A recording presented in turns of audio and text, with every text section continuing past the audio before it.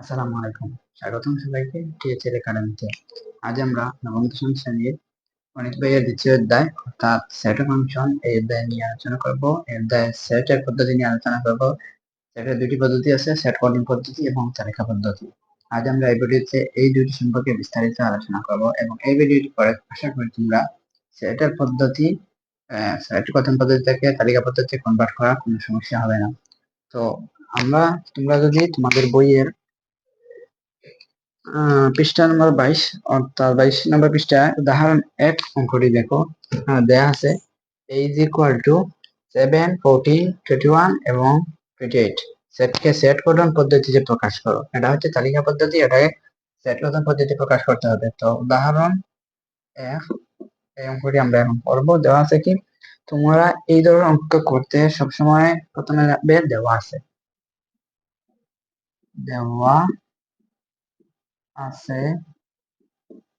a is equal to 7, 14, 21 এবং 28 এই সেটটিকে আমরা সেট গঠন পদ্ধতিতে প্রকাশ করবো। এটা আছে তালিকা পদ্ধতিতে এবং আমরা সেট গঠন পদ্ধতিতে প্রকাশ করবো। তো আমরা এখন দেখবো এটা কি দেখা যাচ্ছে। এখন দেখা যাচ্ছে 7 এর গুণিতক এবং এই গুণিতক এবং গুণনীয়ক গুণিতক গুণিতক এবং গুণনীয়ক গুণনীয়ক এই দুটি সম্পর্কে বিস্তারিত ধারণা থাকতে হবে, না হলে আমাদের ম্যাথ করার সময় অসুবিধা হবে। তো গুণিতক কি? গুণিতক হলে যে 7, 7, 7, 14, 7, 14, 7, 14, 3, 14, 3 7, 21, 3 7, 21 এগুলো হচ্ছে গুণিতক। গুণনীয়ক হলো, যেমন ধর আমরা যদি সেটের নামটা গুনি 7 গুণ 1 ইকুয়াল টু 7 গুণ 1 ইকুয়াল টু 7, 7 গুণ 2 ইকুয়াল টু 14, 7 গুণ 3 ইকুয়াল টু 21। গুণিতক হলো এই 7, 14, 21 এগুলো হলো গুণিতক এবং গুণনীয়ক হলো 1, 2, 3, তারপরে যদি 4 দিয়ে 7কে গুণ দেওয়া যায় তাহলে 4, যদি 5 দিয়ে 7কে গুণ দেওয়া যায় তাহলে 5। এগুলো হলো গুণিতক এবং এগুলো হলো গুণনীয়ক। এই যে 7, 14, 21 সবাই তোমরা গুণিতক এবং গুণনীয়ক সম্পর্কে ধারণা পেয়েছো। তো এখন এখানে কি দেখা যাচ্ছে? এখানে দেখা যাচ্ছে 7, 14, 21, 28। তাহলে এগুলো কি বলতো? এগুলো হচ্ছে 28, 7 এর গুণিতক, 7 এর গুণিতক। আমরা এখানে কি লিখতে পারি? তো সেট গঠন পদ্ধতিতে প্রকাশ করতে প্রথমে লেখা লাগবে x such that x। এখন আমরা এখানে লিখবো 7 এর কি গুণিতক, 7 এর গুণিতক 7 এর গুণিতক 7 এর গুণিতক এবং এবং এই যে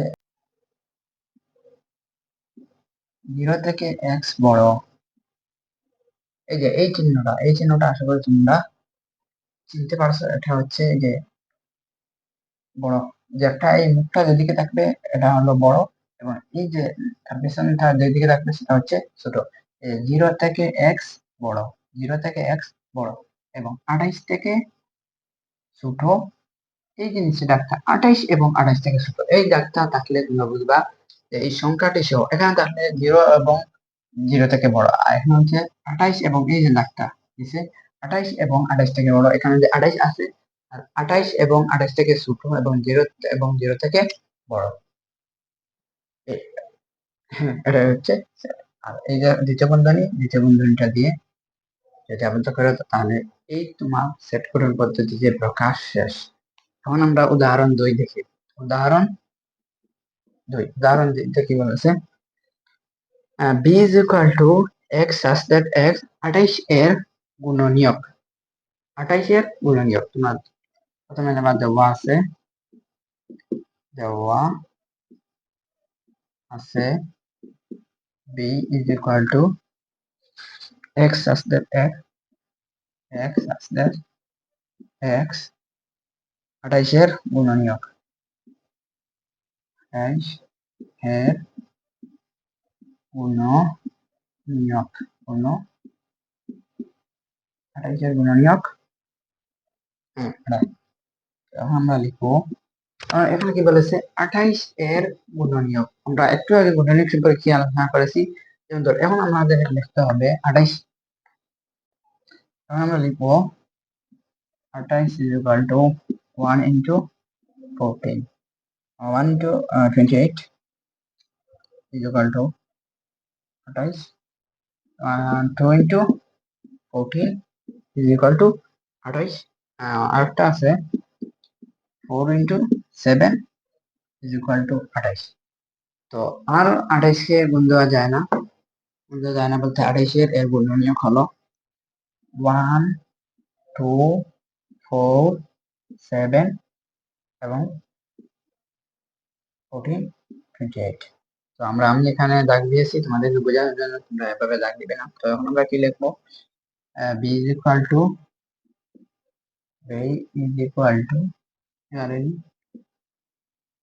1 2 4 7 14 28, 28 এর গুণনীয়ক। এই হচ্ছে তোমাদের তালিকা পদ্ধতি। যে এই দুইটি পদ্ধতি, সেট তালিকা থেকে সেট গঠন পদ্ধতি এবং সেট গঠন পদ্ধতি থেকে তালিকা পদ্ধতি, এই দুটি পদ্ধতি সম্পর্কে যদি তোমরা জানো না, তাহলে তোমাদের সৃজনশীলের ক্রম মোটামুটি কাভার হয়ে যাবে। তো আরেকটি নিয়মের অঙ্ক আছে তোমাদের, যে উদাহরণ 3, তিনটি নিয়ম আছে। একটি নিয়ম হলো এভাবে একটা সেট দেওয়া থাকবে, তুমি সেট গঠন পদ্ধতি প্রকাশ করবে, এবং সেট গঠন পদ্ধতি দেওয়া থাকবে তালিকা পদ্ধতি। যে উদাহরণ 3 যে অঙ্কটা, সেই অঙ্কটা একটু বেশি গুরুত্বপূর্ণ। তো আমরা সেই অঙ্কটা করব।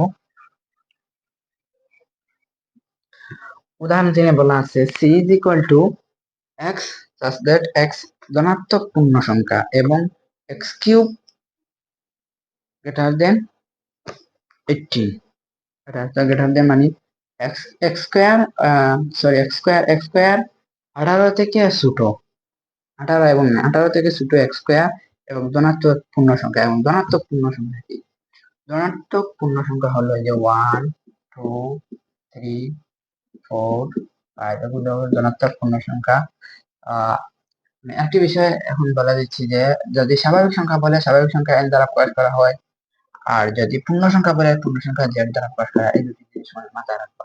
স্বাভাবিক সংখ্যা যদি বলে তাহলে n দ্বারা প্রকাশ করা হয়, এবং পূর্ণ সংখ্যা যদি বলে তাহলে z দ্বারা প্রকাশ করা হয়।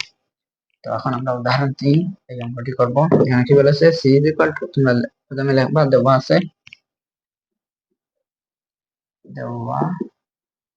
আছে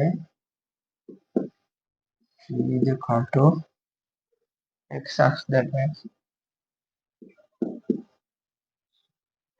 ধনাত্মক পূর্ণ সংখ্যা,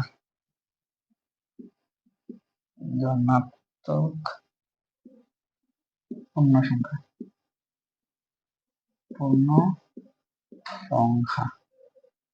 ধনাত্মক পূর্ণ সংখ্যা এবং x স্কয়ার এবং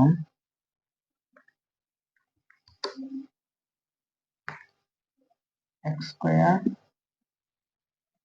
18 থেকে ছোট, এটি হচ্ছে দেওয়া set.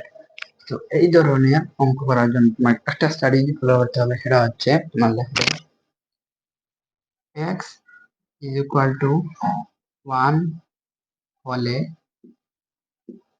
x square is equal to 1 square is equal to 1, 1 square is equal to 1, যা 18 থেকে ছোট, 18 থেকে ছোট।